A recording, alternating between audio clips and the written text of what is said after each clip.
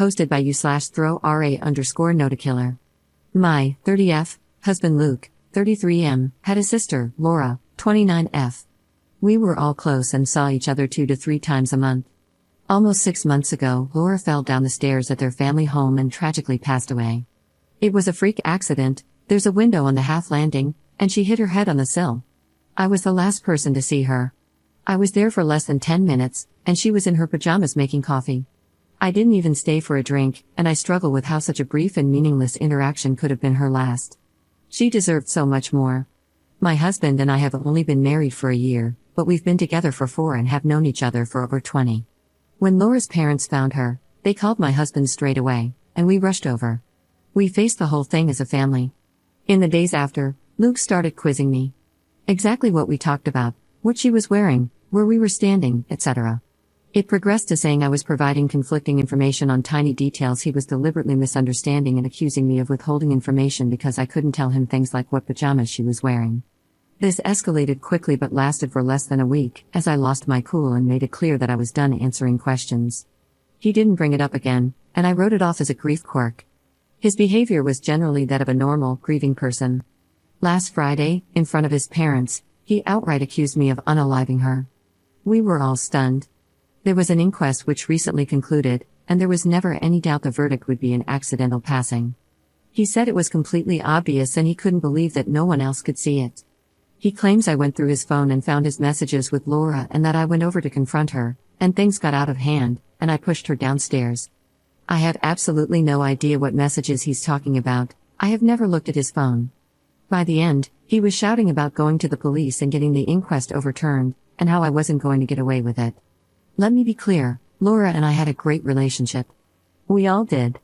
I have no idea where this has come from, other than these messages I haven't seen, and even then, I don't think there's anything I could ever see on someone's phone that would drive me to unalive someone. It's just ridiculous. He's been with his parents since this happened and will not talk to me at all. I've had some contact with his mom, but she's not being very communicative. The last I heard, she didn't know what messages he was referring to either. I'm still completely stunned, and I have no idea how to proceed.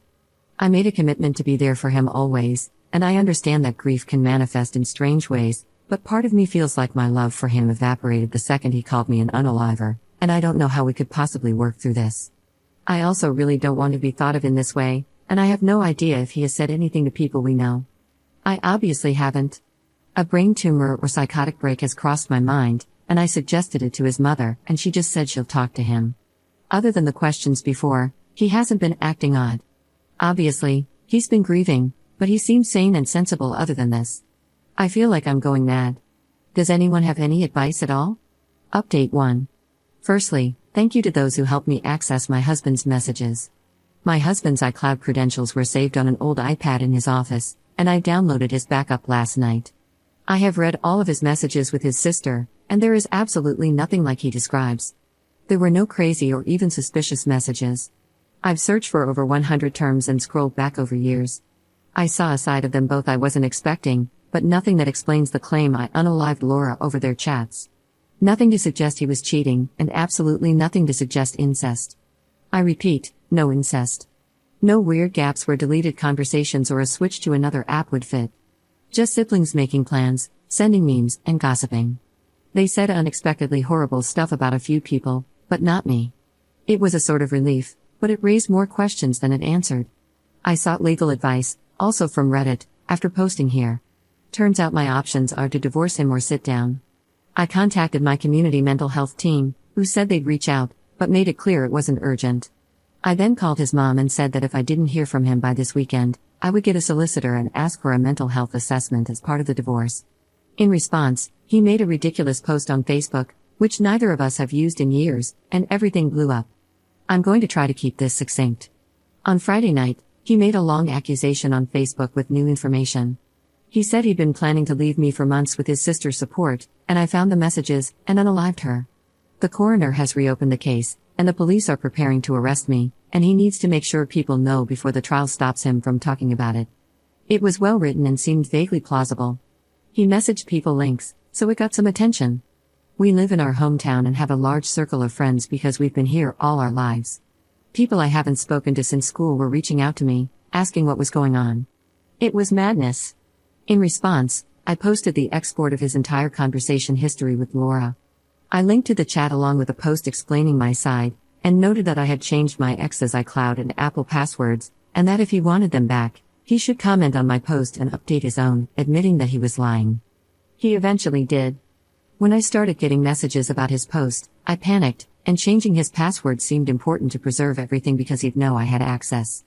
When I spoke to him the next morning, it was clear he wasn't having a mental episode at all, but was claiming one because he'd been caught in a big lie. As soon as he was outed, he called me, clearly drunk, begging and promising to explain everything if I deleted my post. I hung up and told him to call back the next day. He did, after many missed calls and texts, and he tried to bargain and guilt-trip me with his mental health until it was clear the wrong people had seen his conversation. It's hard to describe, but it seemed fake. It was too well rehearsed, and then this morning, when it was clear he was getting nowhere, he blocked me. Begging for mercy and reciting facts about mental disorders doesn't align with someone in crisis with a sincere belief that someone unalived their sibling. The question of why he did all this remains unanswered, and he will not be getting his passwords until it is. The legal advice subreddit said this stuff is technically illegal, but it's beneath a court to take action, so I'm going to count on that because I felt like I had no other choice at the time, and now I don't see any other way to get answers from him. I am desperate and it's all I've got. So there we are. The relationship I have believed was my destiny since I was a teenager has boiled down to petty, convoluted, and vindictive nonsense, played out on social media, for reasons still unknown.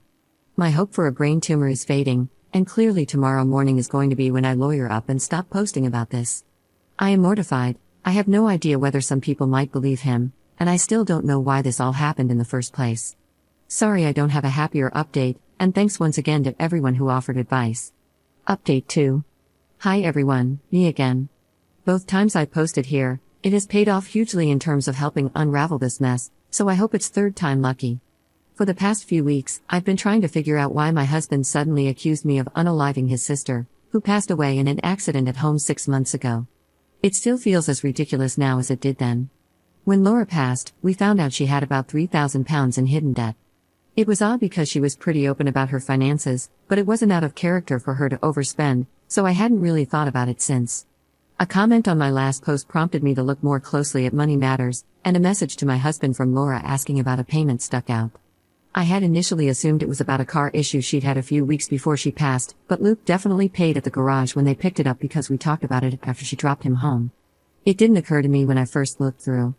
The messages supposedly proved I was an unaliver, so I had been looking for something scandalous. The message about the payment was the only clue I had at that point, and I had no idea what it meant, so I took a chance. I told his mother I knew about the money and that if he didn't get in touch with me that day, I would make sure everybody else did too. He called me straight away and asked me to come over to his parents' house to talk. He looked dreadful, and the first thing he asked me was whether I was happy now that all of his friends hate him. I told him I didn't care about his relationships and that I was there for answers. It turns out my husband told the coroner's office that he was secretly helping Laura pay some of her debt because she was embarrassed and struggling to keep up with her lifestyle. I assume it didn't seem suspicious because her passing was clearly an accident, and that's what they were investigating. In reality, he took out loans and store cards in her name, and she somehow found out a few weeks before the accident. Some guy he works with had apparently done it before and arranged it all, and if Laura hadn't found out, he claims they could have had it written off without her ever knowing. When she did find out, the guy left him high and dry, and he had to pay it off. I'm inclined to believe that's the gist of what happened, but I am shocked my husband would do something this stupid. When she passed so soon after, his brief and apparently genuine suspicion was that she had told me about it that day, and we argued and I had pushed her down the stairs. He couldn't explain why I would unalive someone because they were a victim of fraud, but according to him, he felt guilty in the immediate aftermath, and his brain made it fit. I mostly believe this, but he tried launching into more weaponized therapy speak at that point, so I cut the topic off. A few months after his sister's accident, Luke received a letter from a credit company, not even the police, saying he was being investigated. Laura didn't have much, so her debts, which were less than £10,000 even with the fraud, were mostly written off. Something obviously flagged against my husband during that process, I don't know how or why. When the letters got more threatening, he believed the investigation would reopen the inquest, and that he would be accused of fraud, perjury, and because of his previously unknown motive, possibly causing his sister's accident. He claims the only thing the company investigating him actually knows is that the fraud came from our address, so accusing me would make it impossible to prove because it would be a coin toss, his words, as to which one of us took out the credit in Laura's name. That was worth our entire marriage to him, and my reputation in the community we have been part of for our entire lives. He says self-preservation kicked in and nothing else mattered when he thought about what could happen to him. When I asked him how his witness statement fits into his plan, because it proved he lied either way by acknowledging he knew about the debt and paying it, he froze for what felt like a million years before saying he hadn't thought of that. Obviously, my response was to ask why, if he hadn't thought of it. He specifically said it was a lie he needed to cover earlier in the conversation. Suddenly, he's sobbing, and his parents are rushing in to ask me to leave. I was in tears at this point, asking how he could do this to me over something so stupid and how much his parents knew about this, as his mom was pushing me out of their house. All she said was that she couldn't have this conversation with me. She was crying too but wouldn't say another word. I am now 99% sure he was trying to frame me. Not for her accident, but for the fraud. He was going to claim that he was lying for me in the coroner's interview, right? If he wrapped it all up as quietly paying her off on my behalf and then genuinely suspecting me of unaliving her, it would protect his reputation and point the finger at me. It just doesn't make sense any other way. Is my husband trying to frame me to weasel out of his actions, and how do I get to the bottom of this? I'm obviously open to theories because Reddit is the only reason I got this far in the first place. Editor's note. Ops account is now deleted after this last update, but she mentioned in a comment that her husband was a habitual user of coke, so it's likely illicit substance related.